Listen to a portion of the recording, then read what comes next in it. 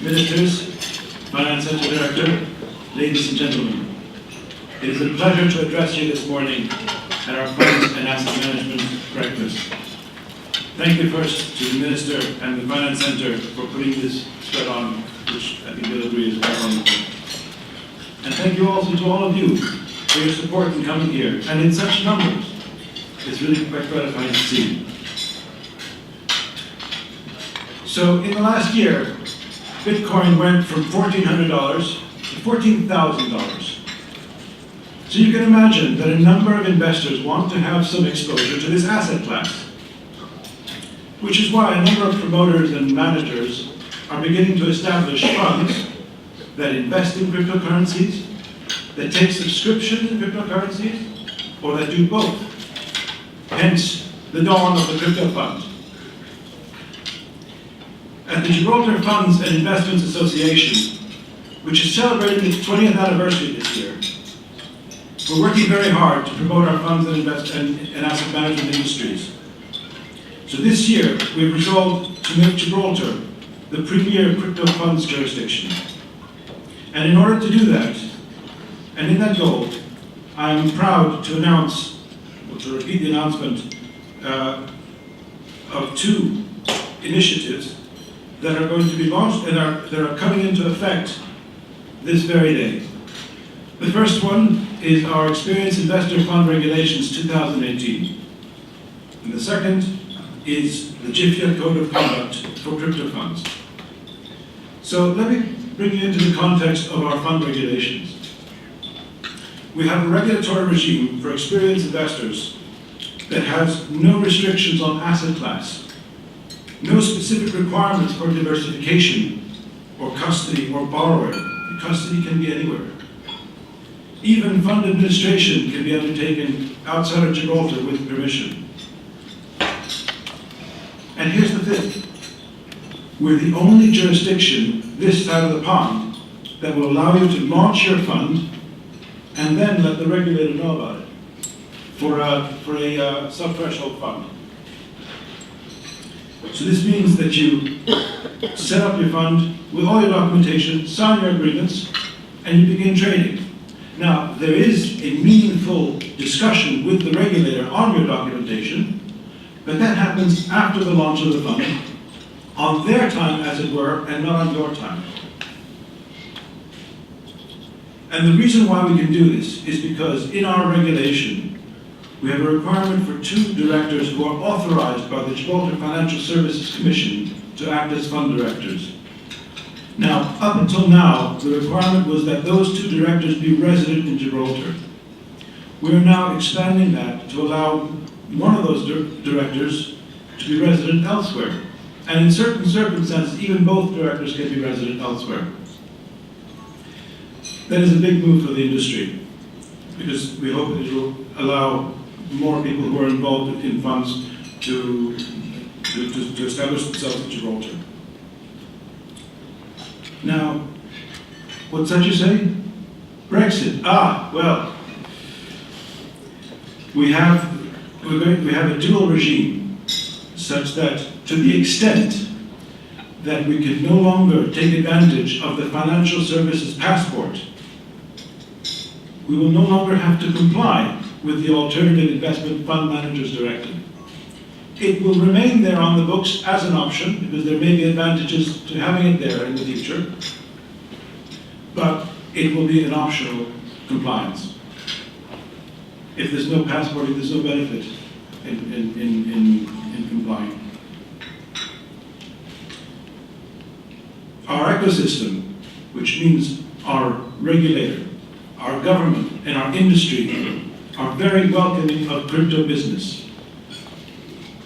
In fact, you can even open a bank account for your crypto fund in Gibraltar. Not many places can say that. So the question is not why Gibraltar for the fund. The question is why anywhere else. And for this, I'd like to give thanks to the Minister and his team at the Finance Centre, to Julian Sakharova and Ernest Lima of the Gibraltar Financial Services Commission, and to my Deputy Chairman, Jay Gomez, who have all done heroic work on these regulations and have made sure that we got them on time for today. Now, the regulations are very good and they're fit for purpose.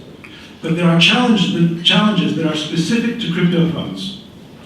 So, GIFIA today is issuing a code of conduct for crypto funds, which is the world's first code of conduct in this area.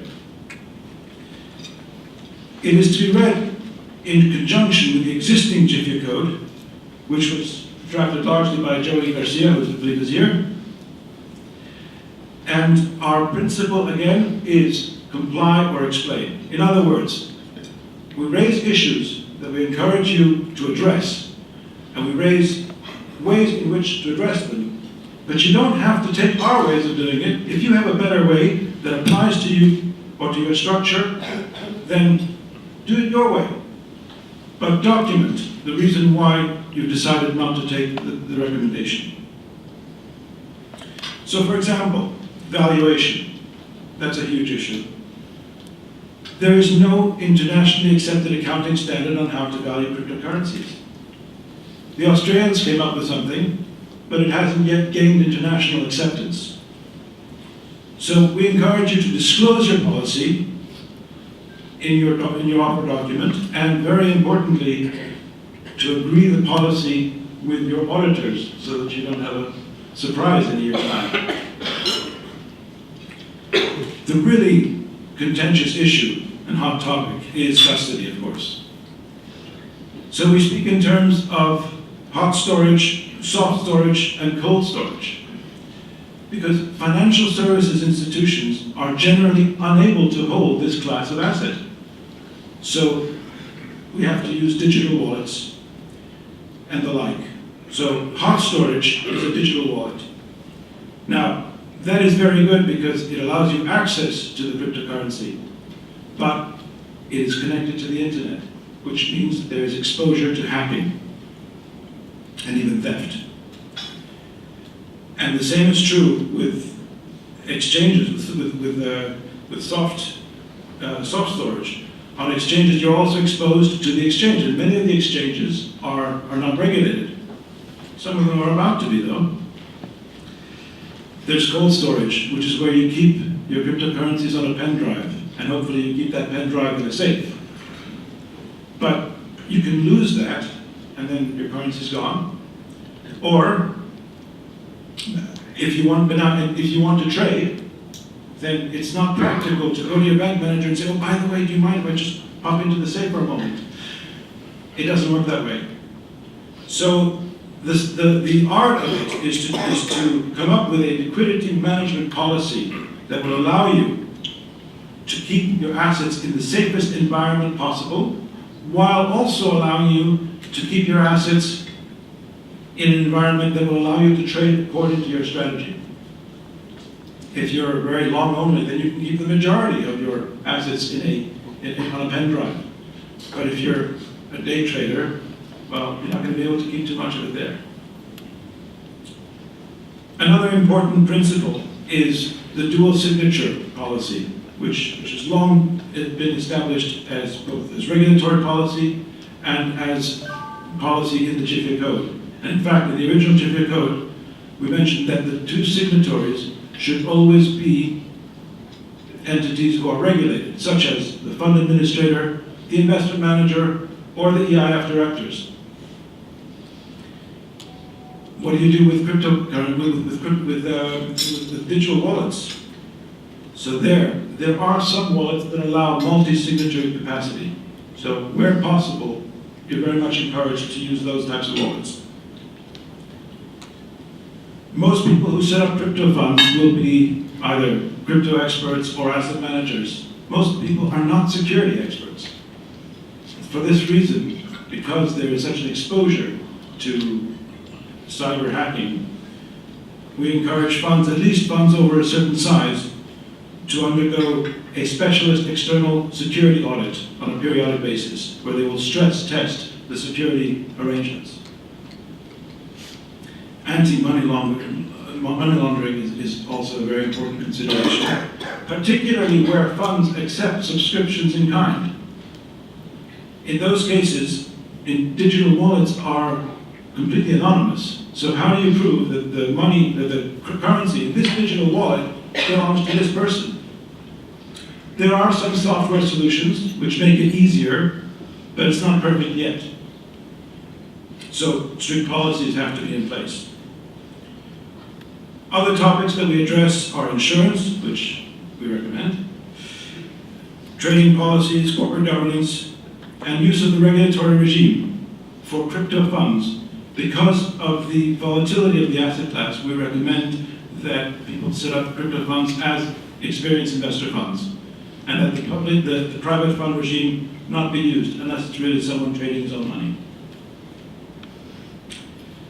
So the code is meant to be a guide for promoters and indeed for practitioners. And I'd like to thank my co-editor, Aaron Pias and partner, as well as Benji Cuby, John Oliveira, and Adrian Hogg, who have worked tirelessly on this project. Copies of the code are available on the tables as you leave. Please take one. Thank you all very much for your attention.